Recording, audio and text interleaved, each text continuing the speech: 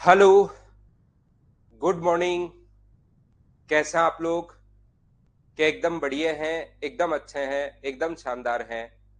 तो चलिए फिर शुरुआत करते हैं हम लोग आज की क्लास। और जैसा मैंने आप लोगों को बताया था कि भाई मैं पहले आप लोगों को पिरामिड पढ़ाऊंगा। आज की क्लास में पिरामिड की थ्योरी मुझे 3-4 बार बतानी पड़ेगी। आज भी मैं आपको बताऊंगा, परसों मैं फिर बताऊंगा। ऐसे 3-4 बार जब मैं आप लोगों को बताऊंगा तब जाके पिरामिड की थ्योरी आपको याद होगी। इस चीज को आप लोग ध्यान रखना।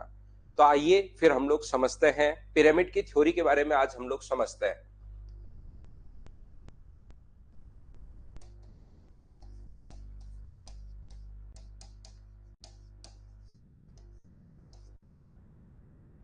पहले हम लोग ये थ्योरी पढ़ते हैं। Good morning, good morning, good morning. मैं भी एकदम ठीक हूँ, आपको पढ़ाने के लिए आ गया हूँ सुबह सुबह। अब हम लोग शुरुआत करते हैं। पिरामिड की पहले थ्योरी हम लोग पढ़ते हैं और फिर आगे हम लोग शुरुआत करते हैं। बिल्कुल बढ़िया। यहाँ पर पिरामिड की जो थ्योरी है, यहाँ पर ध्यान से समझने की कोशिश करना आप लोग सभी लोग। पिरामिड ऐसी कोई भी आकृति, जैसे एक बार इससे पहले मैं वापस आप लोगों को याद करवाता हूं प्रिज्म की। ऐसी कोई भी आकृति, प्रिज्म शुरुआत में 3D जब पढ़ाने की शुरुआत की थी तो प्रिज्म मैंने आप लोगों को बताया था कि कौन सी आकृति अपने पास होती है, प्रिज्म। ऐसी कोई भी आकृति जिसके ऊपर और नीचे दो बेस तो सेम हो, उसको हम लोग प्रिज्म बोलते हैं। अगर आपको याद हो तो 2011 मेंस में ये दोनों के दोनों जो पॉइंट हैं ये मेंशुरेशन में इसने ऐड किए थे, प्रिज्म और पिरामिड। 2011 में, स्लो रख लेंगे पढ़ना, एकदम स्लो रख लेंगे, आपको समझाते हुए आगे बढ़ेंगे। अब कोशिश करना आप लोग सीखने की। यहाँ पर प्रिज्म ऐसी कोई भी आकृति जिसके नीचे और ऊपर बेस सेम हो। नीरज का आज बर्थडे है। हैप्पी बर्थडे नीरज भाई, आपको जन्मदिन की हार्दिक शुभकामनाएं। जिंदगी में खूब मेहनत कीजिए और खूब आगे बढ़िए। सुबह सुबह ही आप लोगों को खूब सारी विशेष मिल गई हैं भाई आज तो, सभी बच्चों की तरफ से और मेरी तरफ से भी। तो अब हम लोग आते हैं, ऐसी कोई भी आकृति जिसके नीचे और ऊपर दोनों तरफ अगर बेस सेम हो, नीचे भी हो और ऊपर भी हो, दोनों तरफ अगर बेस सेम हो, तो इस चीज को हम लोग प्रिज्म बोलेंगे। और प्रिज्म से रिलेटेड अपने पास 3 फॉर्मूले थे, अगर आप लोगों को याद हो तो। यस, प्रिज्म कम समझ में आया, कहीं कोई प्रॉब्लम नहीं है। मैं 10-15 क्वेश्चन करवाऊंगा अकेले प्रिज्म के, 15 क्वेश्चन करवाऊंगा मैं अकेले पिरामिड के। धीरे धीरे आपको 100% समझ में आ जाएगा। बस आप लोग तो प्रिज्म के लिए, पिरामिड तो मैं अभी समझा ही देता हूं। प्रिज्म के लिए एक छोटी सी बात याद रखना। यहाँ पर अपने पास एलएसए का जो फॉर्मूला होता है, प्रिज्म की बात कर रहा हूं मैं, एक बार वापिस समझा रहा हूं इसी चीज को। उसके लिए था पेरीमीटर ऑफ बेस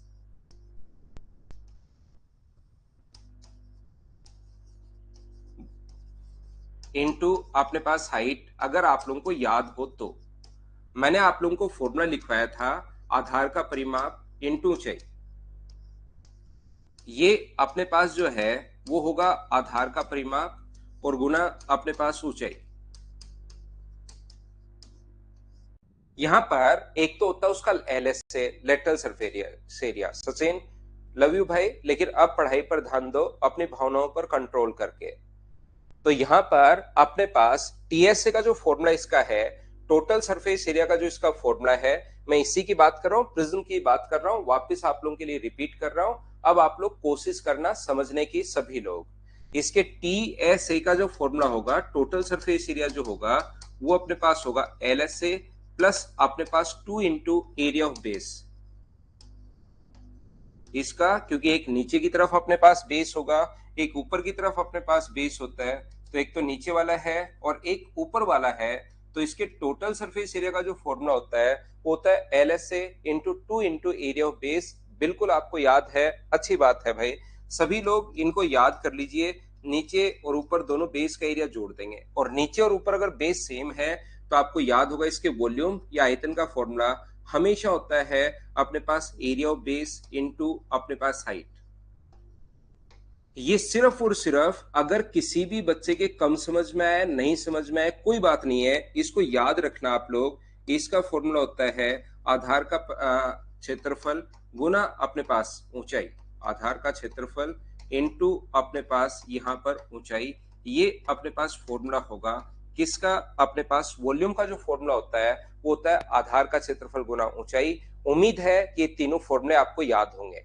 ध्यान रखना प्रिज्म के क्वेश्चंस बहुत आसान होते हैं। अगर ये फॉर्मूला आप लोगों ने लगाए और कोशिश की क्वेश्चन सोल्व करने की, तो 100% आपसे क्वेश्चन खुद से सोल्व हो जाएगा। सिर्फ और सिर्फ 3 फॉर्मूले याद रखिए। प्रिज्म के क्वेश्चंस हमेशा और हमेशा आसान आते हैं, याद रखना आप लोग। लेकिन पिरामिड इतना आसान नहीं होता। प्रिज्म के क्वेश्चंस तो आसान होते हैं, लेकिन पिरामिड इतना आसान नहीं होता। उसको आपको बहुत अच्छे से, बहुत सही तरीके से समझना पड़ेगा।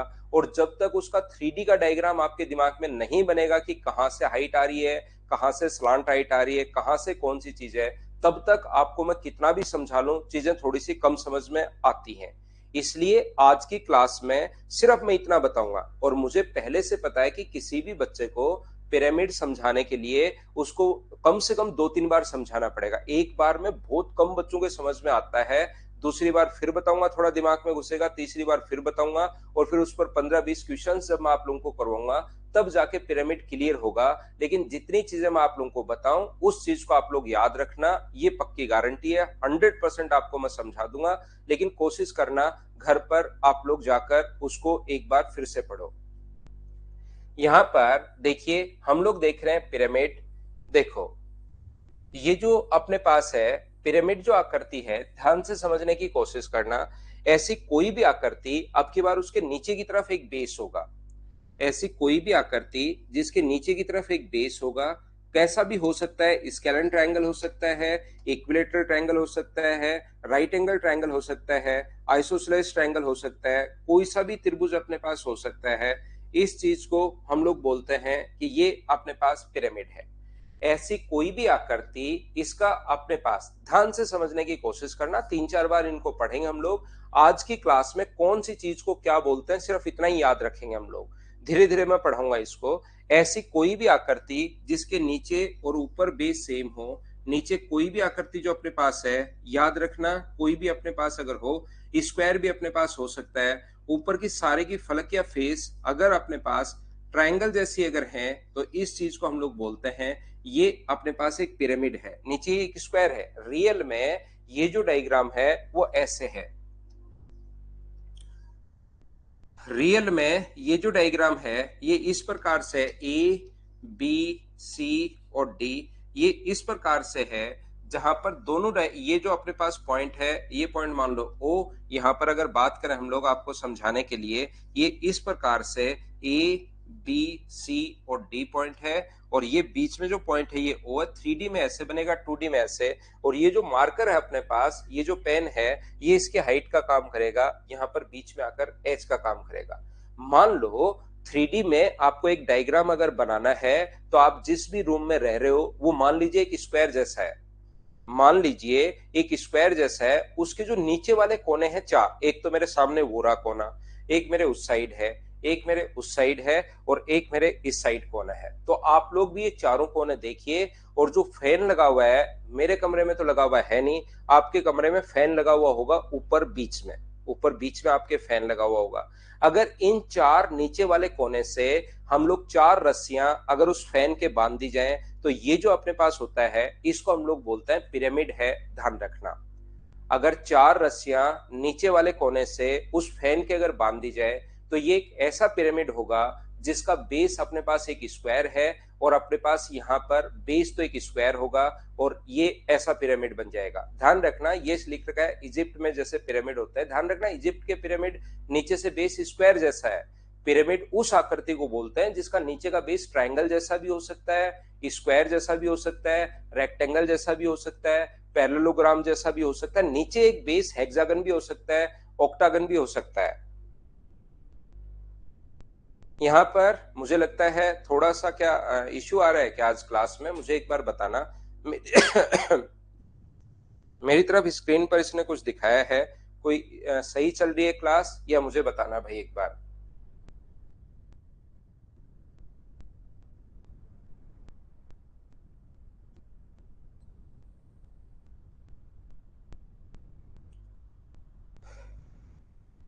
ठीक है, बिल्कुल ठीक है। चलो ठीक है, तो फिर अगर एकदम सही है तो देखिए। हाँ विश्वजीत, आज कभी कभार ब्लिंक भी हो रही है और मेरी तरफ थोड़ा सा एरर भी दिखा रहा है, इसलिए मैंने आपको पूछ लिया। ब्लिंक कर रही है थोड़ी सी स्क्रीन, मुझे ऐसा लग रहा है।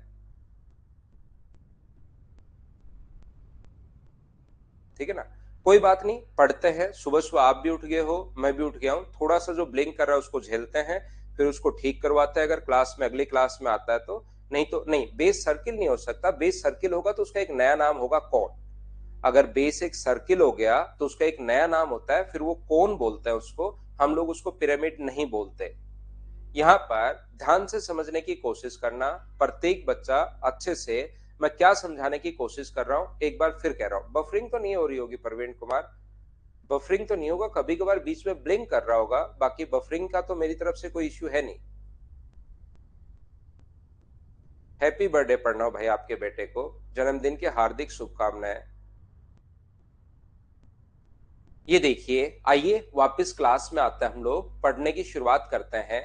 तो आप जिस भी रूम से रह रहे हैं उसके नीचे वाले चारों कोनों से अगर 4 रस्सियां फैन के बांध दी जाएं तो इस चीज को हम लोग बोलते हैं पिरामिड। और एक रस्सी उस फैन से सीधी डायरेक्ट फर्श में अगर बांध दें, वो फैन से एक रस्सी डायरेक्ट सीधी नीचे की तरफ अगर फर्श में बांध दें हम लोग, तो उस चीज को हम लोग बोलते हैं, यहाँ पर डायरेक्ट एक रस्सी बांध दी तो उस चीज को हम लोग बोलेंगे वो उसकी हाइट है। ये बात आप लोग ध्यान रखना। देखिए, मैं कोशिश करता हूं कौन सी चीज का क्या नाम होता है। सबसे पहले तो इसके नाम आप लोगों को पता होने जरूरी हैं। यहाँ पर अपने पास पिरामिड में आपको समझा रहा हूं, ध्यान से समझने की कोशिश करना। ऐसी कोई भी आकृति जिसका बेस मान लीजिए एक ट्रायंगल है, ऐसी कोई भी आकृति जिसका बेस जो है वो एक अपने पास ट्रायंगल है, ए बी और सी। यहां पर ये लीजिए, इससे अगर हम लोग 3 रस्सियां, फर्श है जिसका क्षेत्रफल अपने पास रियल में ये इस प्रकार से याद रखना।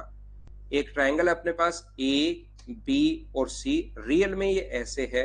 और इसकी जो स्लांट हाइट अपने पास यहां से जो एक रस्सी, अगर मान लो आप लोग ट्रायंगुलर कमरे में रह रहे हो, आप जिस कमरे में रह रहे हो वो तो रेक्टेंगल या स्क्वायर जैसा होगा, लेकिन मैं मान लूं कि अगर आप लोग रह रहे हो एक ट्रायंगुलर कमरे में, मान लो उसका बेस अगर ट्रायंगल जैसा है, आप एक ऐसे कमरे में रह रहे हो जिसका बेस एक ट्रायंगल है, तो उससे अगर फैन बीच में छत पे लगा हुआ है, 3 रस्सियां अगर बांध दी जाए तो एक ऐसा पिरामिड बन जाएगा जिसका बेस एक ट्रायंगल है। तो यहाँ पर हम लोग क्या करेंगे, ई, ये पॉइंट हम लोग ई मान लें, ई से ए तक, ई से अपने पास यहाँ पर ये जो अपने पास है, ई से अपने पास ए तक, ध्यान से सुनना, ई से अपने पास ए तक, ई से अपने पास बी तक और ई से अपने पास सी तक अगर बांध दिया जाए तो यह एक ऐसा पिरामिड बन जाएगा जिसका बेस एक ट्रायंगल है। याद रखना, ये जो अपने पास ट्रायंगल में जो हाइट आकर मिलती है, मान लो हाइट होगी हरे कलर की। याद रखना, ये अपने पास सबसे पहले मैं आप लोगों को बात बता दूं, एक एक चीज मैं बताते जाता हूं। ये जो चीज होती है इनको बोलते हैं स्लांट एज। ये 3 रस्सियां आप लोग जो शुरुआत में बांध रहे हो तो इसको हम लोग बोलते हैं, ये इसकी स्लांट एज है, तिर्यक कोर या तिर्यक किनारा है। ये बात आप लोग ध्यान रखना, इस चीज को आप लोग याद रखना। ये जो अपने पास है इसको बोलते हैं हम लोग तिर्यक कोर या तिरछा किनारा। बोलिए, सभी लोग समझ पाए हो क्या?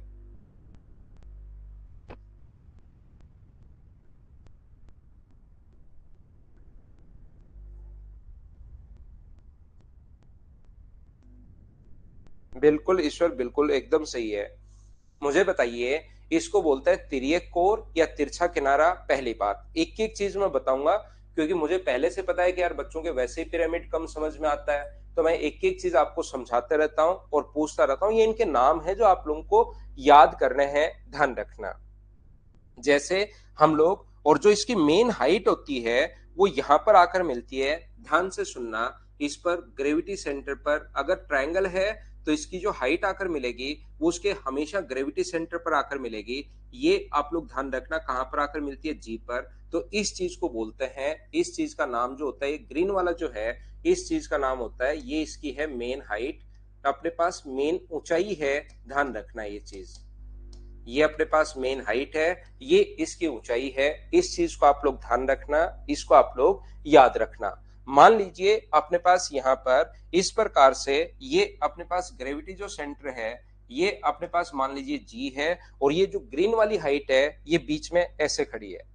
जिस प्रकार से ये हाइट है ये बीच में ऐसे पोल मान लीजिए या आप लोग फैन के ऊपर से एक रस्सी डायरेक्ट अगर फर्श में बांध रहे हो नीचे की तरफ, डायरेक्ट फर्श में एक रस्सी बांधी और वहां पर अगर रस्सी बांध रहे हो तो ये होती है मेन हाइट जो बीच में आती है कमरे के ये अपने पास चार कोने हैं आपके कमरे में।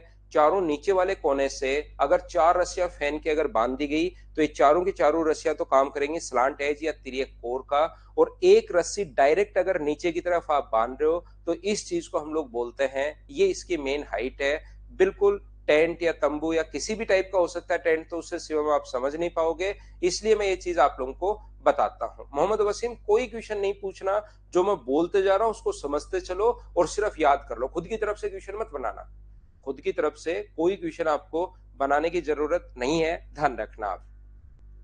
यहां से जब मैं कहूंगा कि हाँ अब बना लो तब आप लोग बना सकते हो। अगर मान लो एक रस्सी, देखिए अभी तक ध्यान से सुनना, अच्छे से कोशिश करना भाई समझने की, नीचे वाले चार कोनों से चार रस्सियां अगर बांध दी जाए तो वो फैन के जाकर जहां पर बांधोगे उसको तिर्यक कोर बोलते हैं। एक रस्सी डायरेक्ट फर्श में अगर बांध दी जाए, ऊपर से फैन से आएगी, देखो मेरा हाथ ऊपर से आ रहा है, तो फैन से ऐसे रस्सी आएगी एक नीचे की तरफ और नीचे फर्श में चली जाएगी, उसको हम लोग बोलते हैं यहाँ पर क्या बोलते हैं, उसकी मेन हाइट बोलते हैं। अगर एक रस्सी को फैन से और डायरेक्ट जो नीचे वाला कोना है उसके, दोनों जो कोने हैं आपके कमरे के उसके मिड पॉइंट नीचे की तरफ, जो कोने हैं दोनों उसके मिड पॉइंट पर अगर एक रस्सी बांध दी जाए, यहां से अगर एक रस्सी बांध दी जाए, यहां से ध्यान से सुनना, अगर हम लोग यहां से एक रस्सी इसके मिड पॉइंट पर या तो यहां पर या तीनों फेस पर होंगी, चार फेस है तो चार फेस पर होंगी, पांच है तो पांच फेस पर होंगी, और ये पॉइंट को अगर एक बार मैं डी मान लूं, यहां पर ध्यान रखना ये पॉइंट इसका मिड पॉइंट यहां पर है, तो एक रस्सी जो पॉइंट ई था उससे अगर ऐसे बांध दी जाए या इस पर बांध दी जाए या इस पर बांध दी जाए तो उसका जो नाम होता है वो नाम होता है स्लांट हाइट। ये बहुत ज्यादा इंपॉर्टेंट है, इनका जो नाम होगा वो अपने पास होगा स्लांट हाइट। इसका जो नाम होता है वो होता है तिर्यक ऊंचाई। तिर्यक या तिरछी बात एक ही है भाई, तिर्यक भी नाम आ सकता है या तिरछी भी नाम आ सकता है, ये चीज आप लोग ध्यान रखना। इसका जो नाम होगा वो अपने पास होता है तिर्यक ऊंचाई, ये चीज आप लोग ध्यान रखना, इसको आप लोग याद रखना। इसका जो नाम होता है इसको हम लोग बोलते हैं यहाँ पर तिर्यक ऊंचाई, ये नाम होता है ये इसका। अगर हम लोग एक रस्सी, ये जो दो कोने हैं आपके चाप के कमरे में चार कोने हैं, मैं तीन ही बना रहा हूं, दो जो कोने हैं उसके बीच में, चाहे इसके बीच में चाहे इसके बीच में नीचे जहां पर फर्श और दीवार मिल रही है उसके बीच में, ये तो कोने हैं आपके कमरे के, और इन दोनों कोनों के बीच में जो अपने पास कोई जगह है उस पर एक रस्सी अगर बांध दी जाए तो इसका नाम होता है स्लांट हाइट, जिसको हम लोग एल से डिनोट करते हैं। हाइट को हम लोग एच से डिनोट करते हैं और स्लांट हाइट को किससे डिनोट करते हैं, एल से डिनोट करते हैं, याद रखना। मैं फिर से रिपीट करता हूं राजीव, मैं ये कहने की कोशिश कर रहा हूं, मान लो ये अपने पास यहां से यहां तक हाइट है, ये इस प्रकार से हाइट है, तो ये पॉइंट ई है, रियल में डायग्राम में ये पॉइंट ई है। अगर ई से आप लोग डी को बांधते हो या ई से यहां पर पॉइंट बांधते हो या ई से इसके मिड पॉइंट को बांधते हो तो इस चीज का जो नाम होता है वो नाम होता है स्लांट हाइट,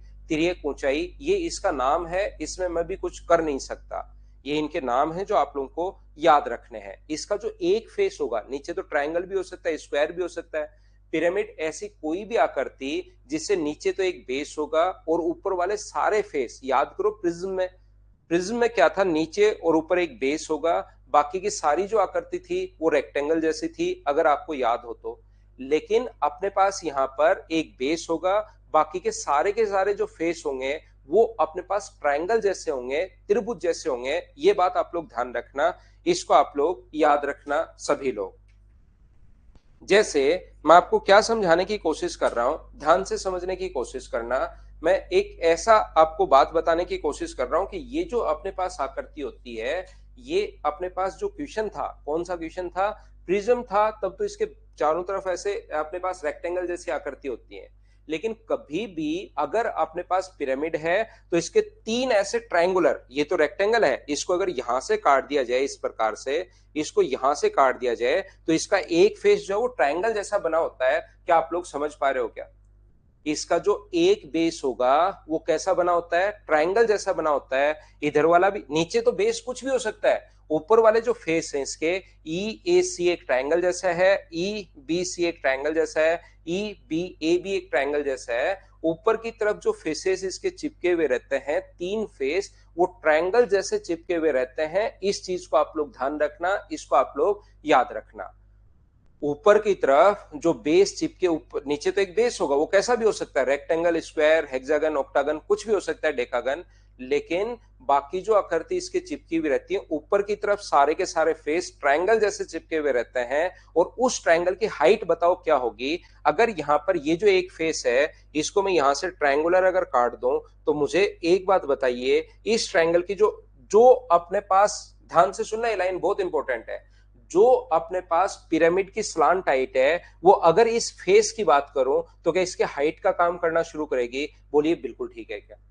जो चीज अपने पास यहां पर एक ट्रायंगुलर फेस, यहां से काटकर इसको इस प्रकार से काटने के बाद, मान लो ऐसे काट दिया जाए, और काटने के बाद ये एक ट्रायंगुलर फेस चिपका हुआ है, तो ये जो यहां से यहां तक है, उस ट्रायंगल का तो हाइट का काम करेगी, लेकिन उस अपने पास पिरामिड के लिए, तो अब हम लोग पिरामिड के लिए तो बोलेंगे स्लांट हाइट, लेकिन रियल में अगर बेसिक से आप सोचो तो इस ट्रायंगल के लिए तो क्या वो हाइट का काम करेगी? बोलिए बिल्कुल ठीक है क्या?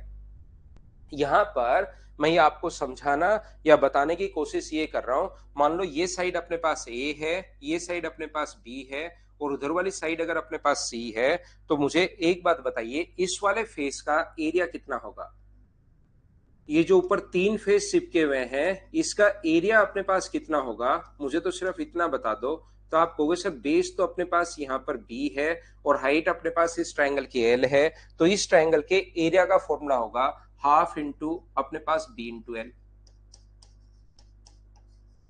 अगर मैं इधर वाले ट्रायंगल की बात करूं, बेस अपने पास ए है, हाइट अपने पास एल है, हाफ इंटू अपने पास ए into L.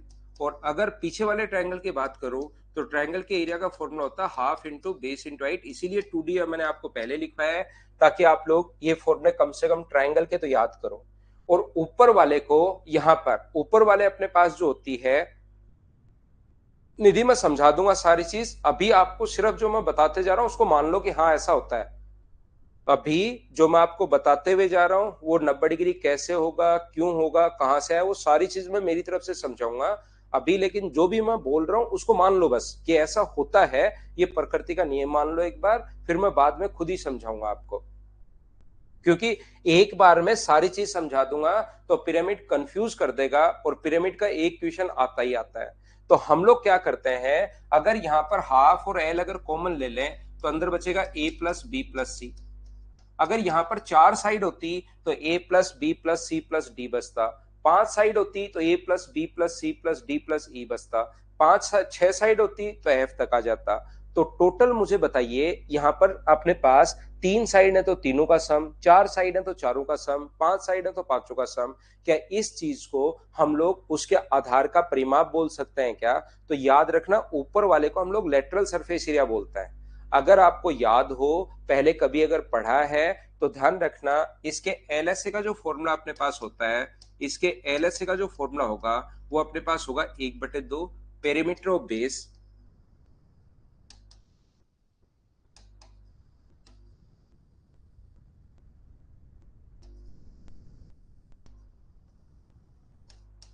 Into slant height होता है। ध्यान रखना, यहां पर एलएसए का जो फॉर्मूला होगा वो होगा 1/2 आधार का परिमाप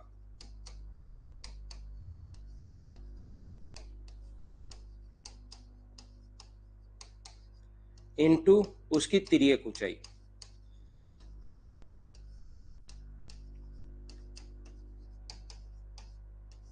इसके जो टोटल सरफेस एरिया का फॉर्मूला होता है, कुल पृष्ठीय क्षेत्रफल, उसका फॉर्मूला होगा LSA plus area of base. LSA plus area of base, इसके टोटल सरफेस एरिया का जो फॉर्मूला होता है वो होता है LSA plus area of base. ये चीज आप लोग ध्यान रखना, इसके आप लोग याद रखना। और इसका अपने पास जो टोटल सरफेस एरिया तो ये आ गया, और वॉल्यूम का फॉर्मूला हमेशा होता है एरिया ऑफ बेस वॉल्यूम का फॉर्मूला हमेशा होता है area of base into height. लेकिन ऐसा कब होता है, इसकी मेन हाइट आएगी, याद रखना आपकी बार, ऐसा ओनली और ओनली तब होता है जब अपने पास नीचे की तरफ और ऊपर की तरफ बेस सेम हो। यहाँ पर एरिया का फॉर्मूला नीचे की तरफ और ऊपर की तरफ बेस अगर सेम हो तो ये होता है। अगर ऊपर बेस नहीं है, कोण में याद करो, सिलेंडर में था आधार का क्षेत्रफल गुना ऊंचाई, लेकिन यहाँ पर तब था जब अपने पास नीचे और ऊपर बेस सेम था। सिलेंडर से जैसे ही कोण में चेंज हुआ तो वहां पर हम लोग इंटू किससे कर पा रहे थे, तो आप कहोगे सर इंटू करते हम लोग जब ऊपर की तरफ बेस नहीं हो तो इंटू करते हम लोग 1/3 से। ये चीज आप लोग याद रखना, ये ध्यान रखना। इसके आयतन का जो फॉर्मूला होता है, इसके वॉल्यूम का जो फॉर्मूला होता है, वो अपने पास होगा 1/3 आधार का क्षेत्रफल गुना ऊंचाई। ये चीज आप लोग लिख सकते हो सभी बच्चे अगर चाहो तो। बस आज हम लोग इसको इतना ही पढ़ेंगे, कल फिर से बेसिक समझाऊंगा मैं, और फिर आप लोगों को मैं बताऊंगा कि अब पूछो कि क्या आपको पूछना है। अभी तक मैंने पिरामिड में क्वेश्चन पूछने का आपको अधिकार नहीं दिया है, बाद में मैं आपको अधिकार दूंगा, तब जो मर्जी है वो पूछ लेना, हर चीज को मैं आपको बताऊंगा। आप इसको इतना एक बार याद कर लेना सभी बच्चे। सिस्टमेटिक तरीके से हम लोग पढ़ेंगे, कैसे सिखाना है आपको किसी भी चीज को वो मुझे अच्छे से पता है, तो हम लोग सीख तो लेंगे, लेकिन आप लोग इस चीज को ध्यान रखना भाई, इतना आप लोग याद कर लेना सभी बच्चे।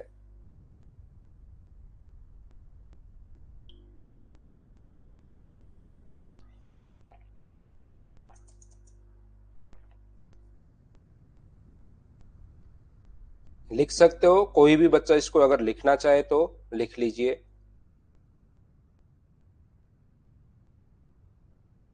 फिर हम लोग क्वेश्चंस करेंगे जहां कल थे। कहां तक के क्वेश्चन कल हम लोग कर चुके थे, बताओ मुझे। हाँ पवन राज।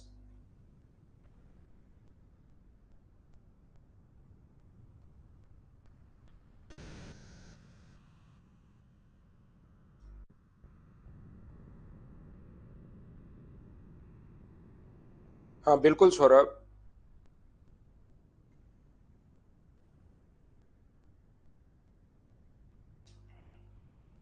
विश्वजीत आप तो ये इसको याद करना, बस ये इसके नाम होता है, फिर मैं आपको वापस लूंगा, तब आपको जो मर्जी है वो पढ़ लेना। 161 तक हम लोग कर चुके हैं, तो चलिए फिर हम लोग शुरुआत करते हैं आज की क्लास। उम्मीद है ये आप लोगों ने लिख लिया होगा। शुरुआत 161 आपको वापस समझाना था, ये क्वेश्चन पर हम लोगों ने छोड़ दिया था कि कल आते ही हम लोग शुरुआत करेंगे 161 से। ऐसे हमारी लास्ट में बातचीत हुई थी कि इसको कल मुझे अच्छे से समझाना है, तो कल आपको मैं, कल मतलब ये आज आ गया है अपना, लोगों का कल आता है नहीं, अपना कल आ गया है, अपना कल आज हो गया है। तो चलो अब हम लोग पढ़ते हैं, कोशिश करते हैं समझने की। 160 तक हो चुके हैं। देखिए ये जो अपने पास लिखा हुआ है, द बेस रेडियस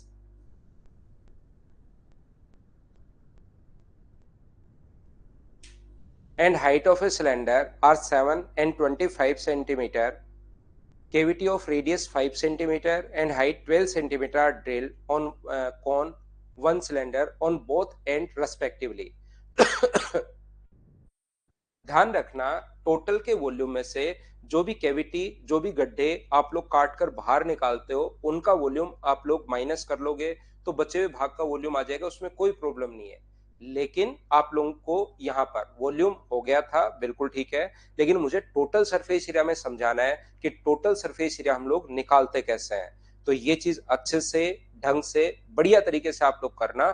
वॉल्यूम में तो बड़े वाले के वॉल्यूम में से जो जो काट कर बाहर निकाल लिया उनका वॉल्यूम माइनस कर लेना और बात वहां पर खत्म होगी।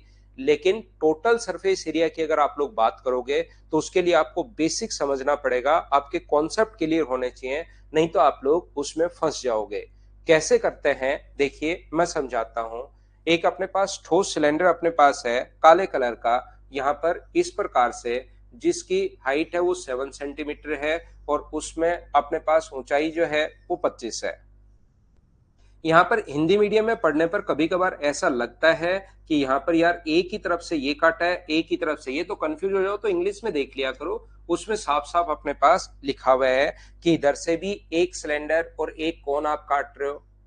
एक तो आपने यहां से सिलेंडर काटा है, जिसकी रेडियस व हाइट अपने पास दी हुई है। एक तो सिलेंडर इधर से आप काट रहे हो और एक आप लोग यहां से कोन काट रहे हो।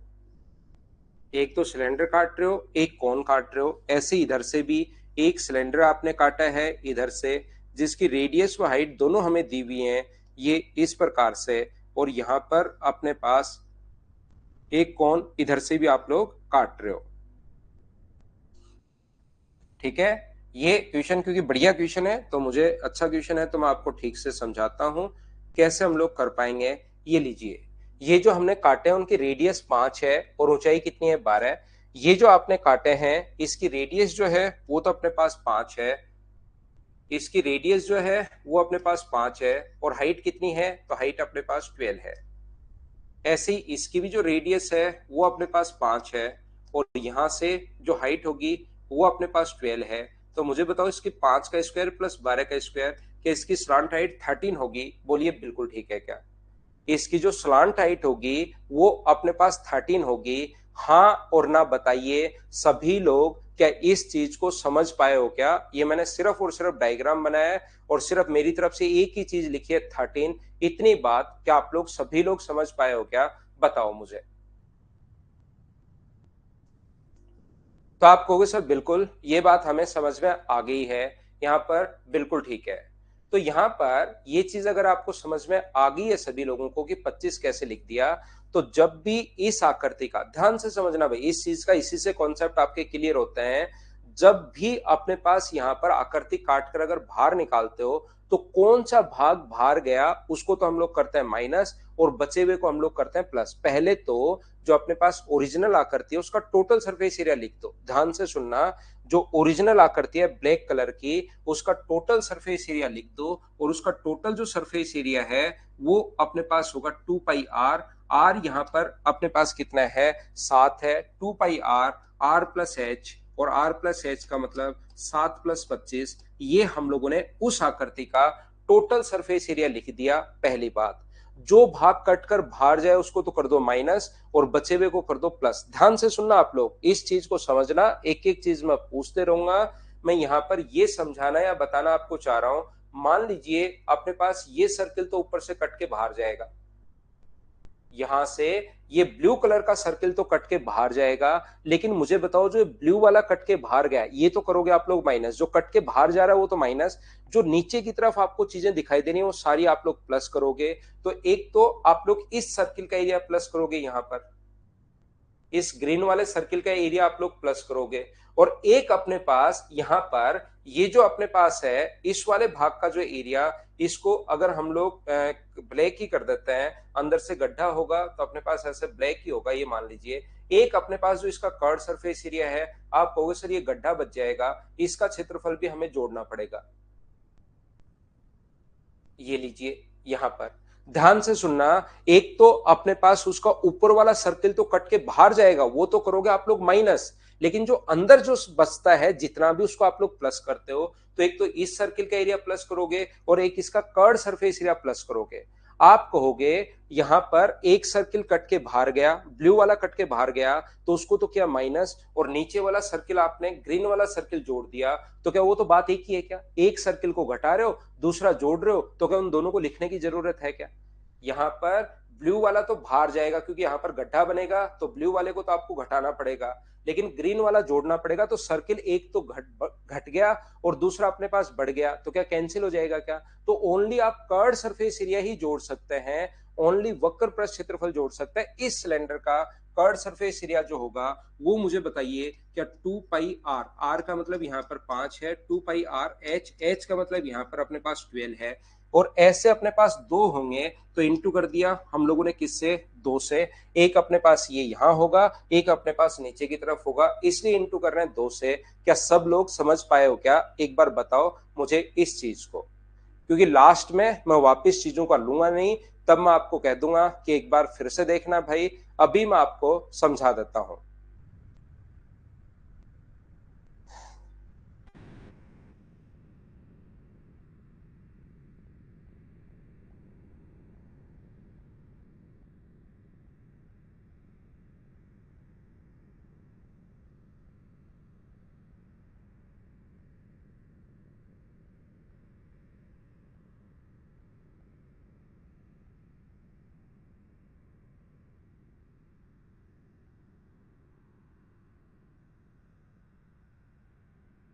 टोटल सरफेस एरिया का फॉर्मूला होता है गौरव ये 2 पाई are are plus H.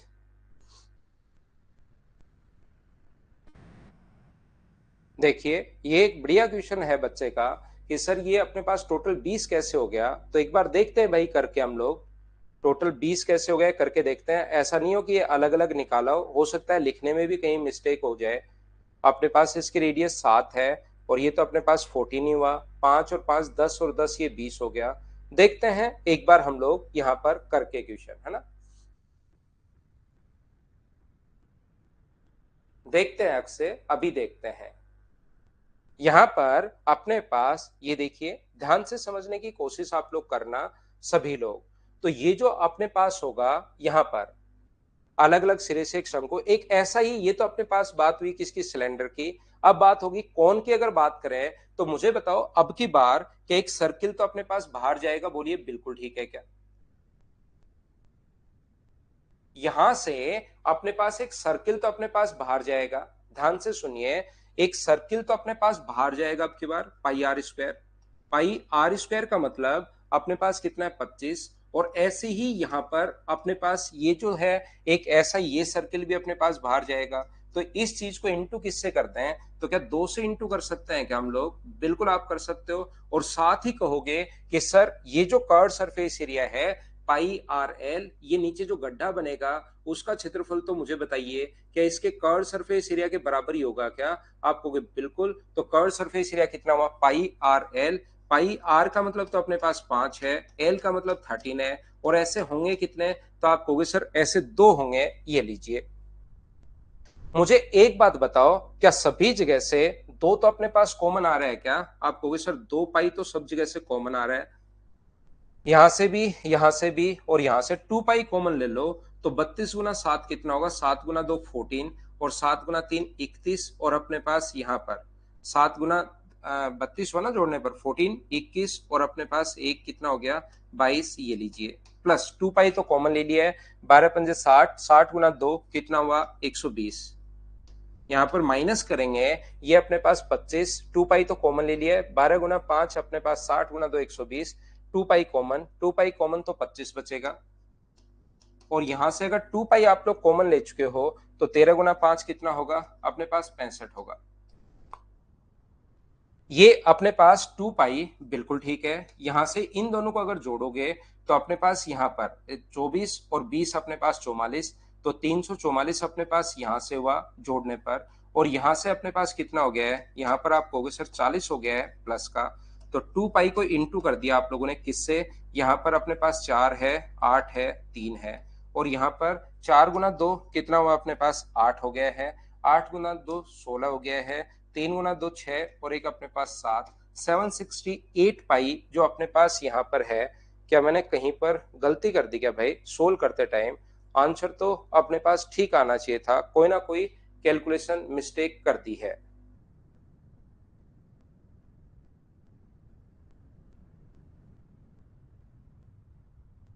To पाई तो हम लोग कॉमन ले चुके हैं, पाई आर एल।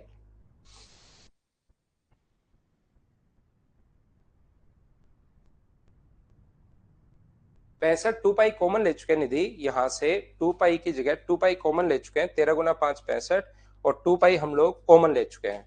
तो एक काम करते हैं हम लोग दूसरे तरीके से करके देखते हैं।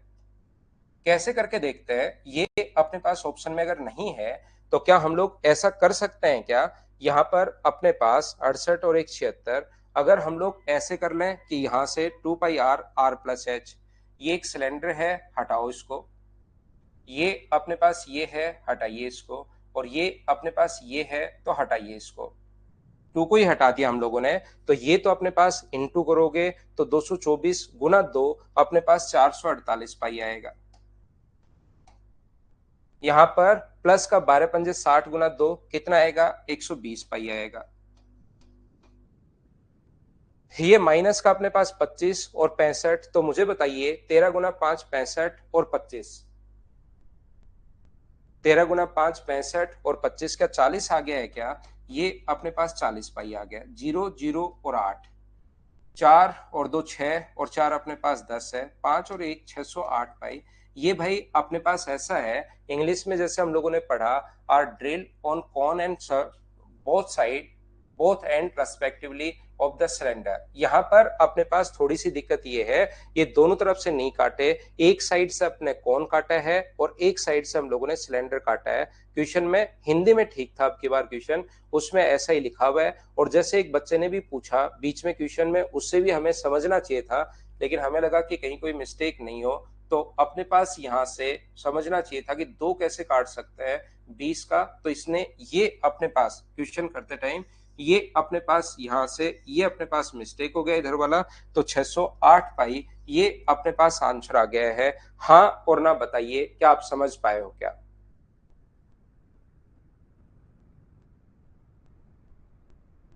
और वॉल्यूम में भी ध्यान रखना एक ही बना है, वॉल्यूम का आंसर भी उसी से आएगा। ये थोड़ा सा हमें लैंग्वेज कंफ्यूज कर रही थी, तो दोनों तरीके से हमने कर लिया है, एक तरफ से अपना आंसर आ गया है।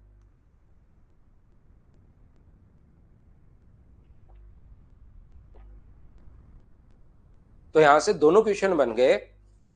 अपने पास ध्यान रखना कि कैसे हम लोग यहाँ पर एक बच्चे का बीच में जो क्वेश्चन था वो भी अब सेटिस्फाई हो रहा है इस चीज से कि अपने पास टोटल जब अगर 14 है तो 10 का तो काट सकते हो, वो 20 का कैसे काट सकते हैं। इसीलिए वो क्वेश्चन का भी अपने पास लग रहा था कि हो सकता है थोड़ी बहुत मिस्टेक हो, बाकी क्वेश्चन ऐसे सोल्व कर लेंगे हम।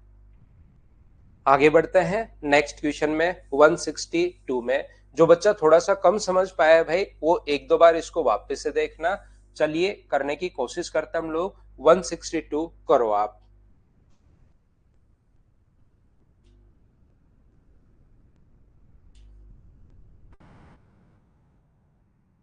करने की कोशिश कीजिए।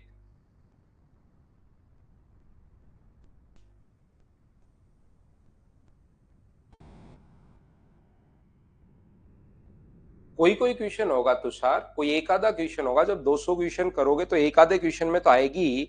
वो तो एसएससी में भी आती है भाई।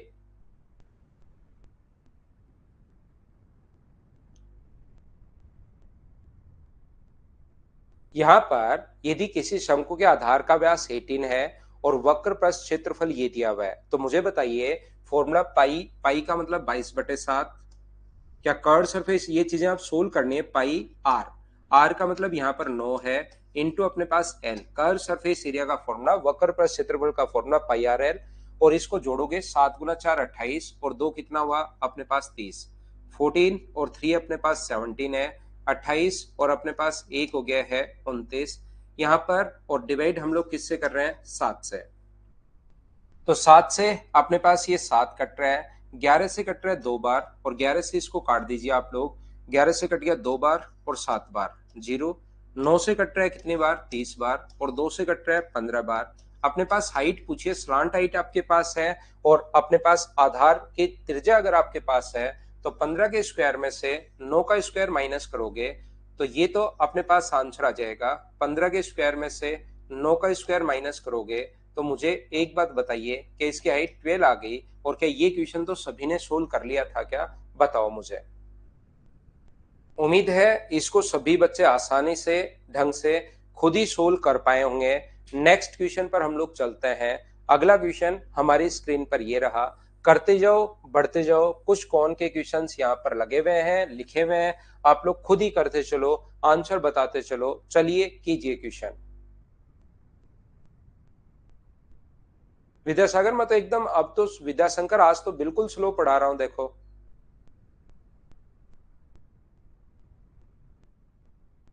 आज तो मैं बिल्कुल स्लो पढ़ा रहा हूं आपको। इससे भी अगर, एक तो मैंने पिरामिड के सिर्फ 3 फॉर्मूले समझाए देखिए पिछले 45 मिनट में, और इसके बाद मैंने सिर्फ 2 क्वेश्चन करवाए हैं। फिर भी आपको ज्यादा लग रही है तो और कम कर लेंगे, उसमें कोई दिक्कत नहीं है, लेकिन थोड़ा सा आप भी अपडेट कर सकते हो खुद को।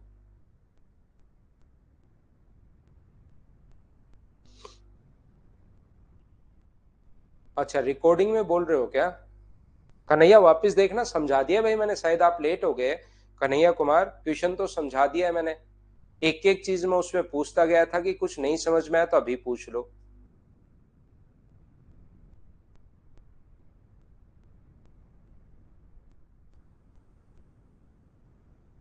गेहूं का ढेर शंकु के आकार का है जिसके आधार का व्यास अपने पास 8.5 मीटर है। व्यास दिया हुआ है 8.5 मीटर, तो मुझे बताइए रेडियस जो होगी वो क्या अपने पास 4.2 होगी क्या? ये रेडियस जो होगी वो 4.2 होगी, और यहाँ पर ऊंचाई जो है 1.75 मीटर है, इसकी जो हाइट है वो 1.75 है, ये जो है 1.75 मीटर है। तो भाई यहाँ पर अगर आप लोग देखना चाह रहे हैं, समझना चाह रहे हैं, तो कैनवास का मतलब, ये बच्चा काफी दिन से एक बच्चा कैनवास क्या होता है, कैनवास क्या होता है, आप इस चीज को मान सकते हो, इस चीज को हमें ढकना है, किसी कागज से ढकना है मान लो, तो उसका हमें एरिया पूछा है, ये चीज बस हमें करनी है, यही कैनवास होता है कि आप किसी कागज से ढकना, उस कागज को मान लो कैनवास है, और उस कागज का एरिया बता दीजिए, ये हम लोगों से पूछा गया है, सीएस से हम लोगों से पूछा गया है।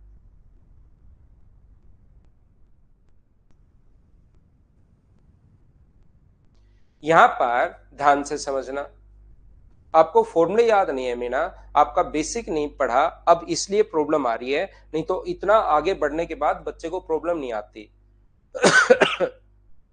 पहले थ्योरी अच्छे से, और फिर 150 क्वेश्चन अगर आपने ईमानदारी से खुद किए हैं तो फिर कोई प्रॉब्लम नहीं आती, लेकिन आपके साथ मैं 100% स्टाम्प पेपर पर लिख कर दे सकता हूं, प्रॉब्लम यह है कि आपने पीछे वाले क्वेश्चन किए ही नहीं, क्वेश्चन फिर थ्योरी, फिर क्वेश्चन फिर थ्योरी, नहीं तो इन क्वेश्चंस में आने के बाद अब आप क्या करते हैं, इनको बोलते हैं कि सर ये तो हम लोग कर लेंगे, सिर्फ हमें इसकी कैलकुलेशन करनी है, अब हमें सिर्फ इसकी कैलकुलेशन करनी है, ये पॉइंट हटाओगे तो अपने पास ये 2 जीरो लग जाएगा, 25 से कट रहा है ये 7 बार, और 25 से कट रहा है 4 बार, और यहां पर पॉइंट हटाओगे तो जीरो, तो 5 से कट रहा है 21 बार, और 5 से कट रहा है 2 बार, नहीं 2 से कट रहा है 21 बार, और 2 से कट रहा है 5 बार, यहाँ पर इन दोनों का स्क्वायर करके हम लोग जोड़ देंगे, 49/4 प्लस 441/25।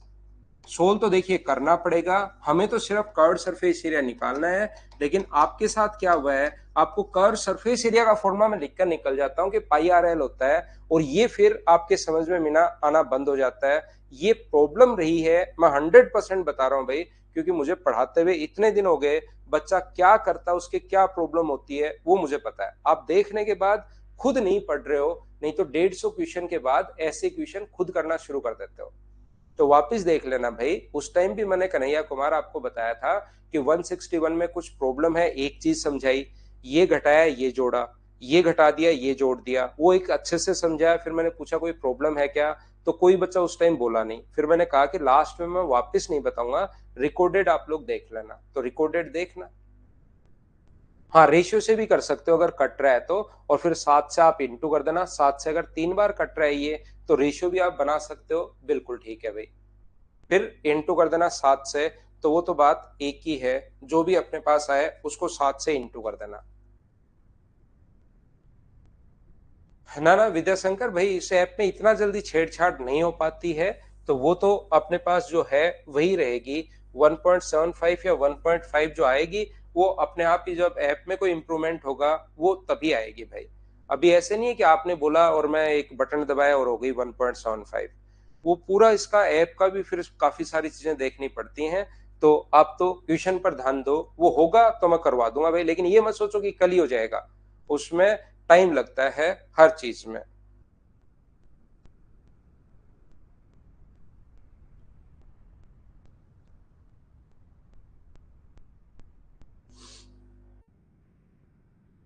अगर कुछ चेंज करवानी है तो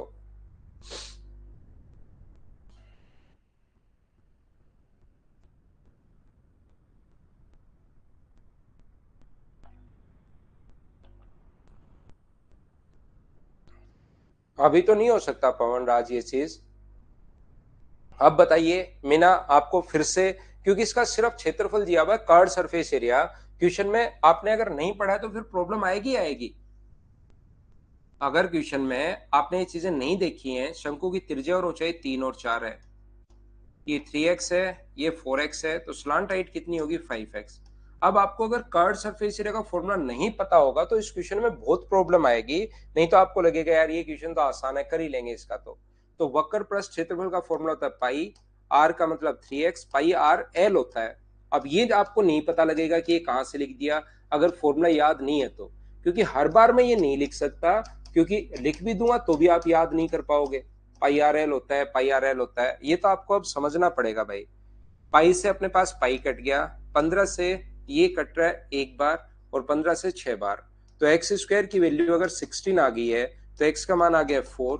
और मुझे बताइए, आपके पास आधार भी है और आपके पास ऊंचाई भी है, तो क्या वॉल्यूम फाइंड आउट कर सकते हो क्या? 1/3 पाई आर स्क्वायर इंटू अपने पास एच है, ये लीजिए, इसको आप लोग इंटू कर लो, 3 से कट जाएगा ये 48 टाइम, और ये अपने पास आंसर आ जाएगा 768 पाई। ये अपना आंसर है, बोलिए ठीक है क्या? 164 के बाद हम लोग आगे बढ़ते हैं। नेक्स्ट क्वेश्चन आप लोग करने की कोशिश करो, 165।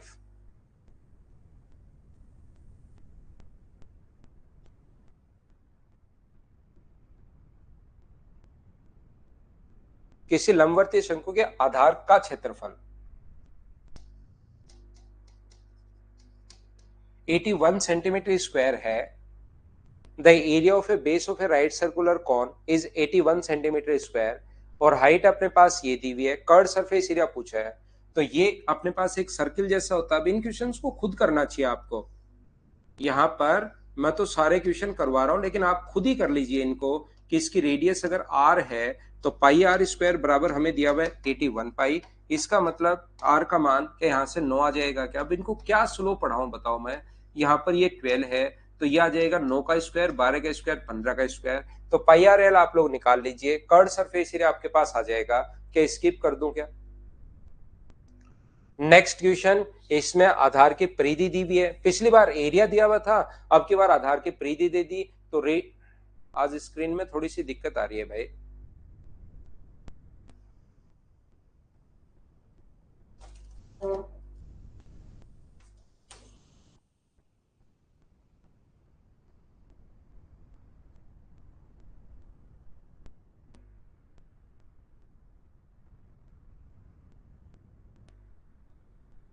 अब तो ज्यादा ही दिक्कत आनी शुरू हो गई, क्या बात है?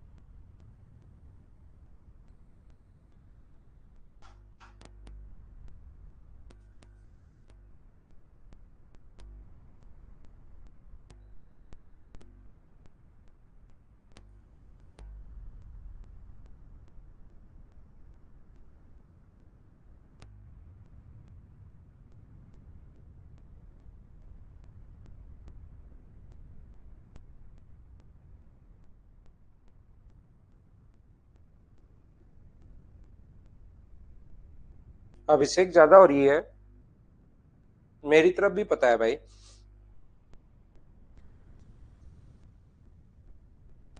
हाँ,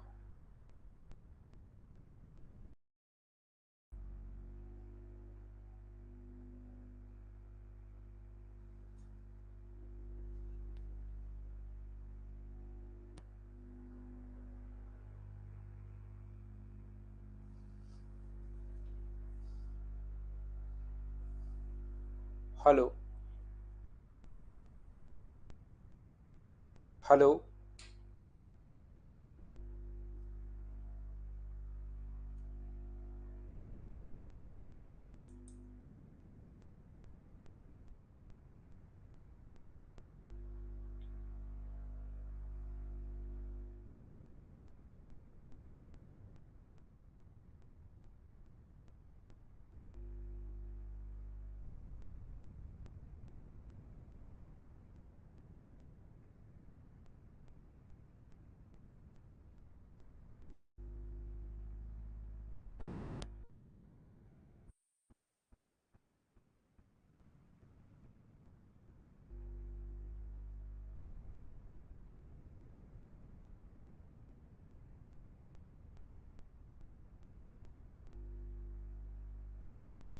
देखिए, अब क्वेश्चन करते हैं, थोड़ा ठीक हुआ होगा, फिर से होती है तो देखते हैं। क्या क्वेश्चन कर पाओगे क्या? इसको आधार की परिधि अगर 44 है तो रेडियस आ जाएगी 7 और हाइट अपने पास दी भी है ही। तो ये आसान क्वेश्चन है, इसको आपको खुद को करना चाहिए। तो ये अपने पास 25 हो जाएगा और पाई आर एल से कर्ड सरफेस एरिया तो आप लोग निकाल सकते हैं। आज प्रॉब्लम आ ही रही है भाई स्क्रीन में, मेरी तरफ भी पता लगता है।